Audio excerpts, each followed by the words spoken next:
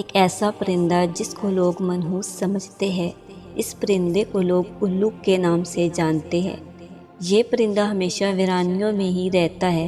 آخر یہ پرندہ آبادیوں سے دور ویرانیوں میں کیوں رہتا ہے؟ آپ سب نے یہ پرندہ دیکھا ہوگا۔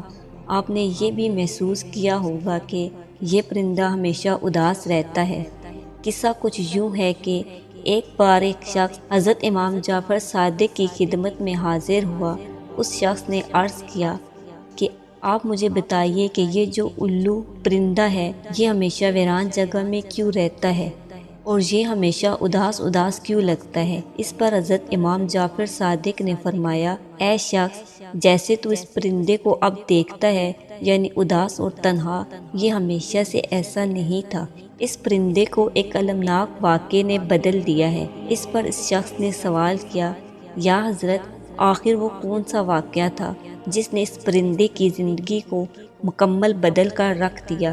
اس پر حضرت جعفر نے فرمایا، اے شخص، یہ الو سرکار دو عالم حضرت محمد صلی اللہ علیہ وآلہ وسلم سے محبت کرنے والا ہے اور پیارے حبیب حضرت محمد صلی اللہ علیہ وآلہ وسلم کی آل سے محبت کرنے والا ہے۔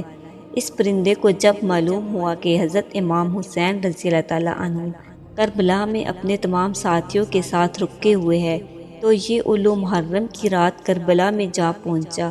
امام حسین کی خدمت میں حاضر ہو عرض کرنے لگا، میرے لیے کیا حکم ہے؟ اس پر امام حسین رضی اللہ تعالیٰ عنہ نے فرمایا، اے پرندے، تو یہاں سے بہت دور چلا جا، کیونکہ کل میدان کربلا میں نبی اکرم محمد صلی اللہ علیہ وآلہ وسلم کی آل کے ساتھ جو کچھ ہونے والا ہے وہ تم دیکھ نہیں پاؤ گے۔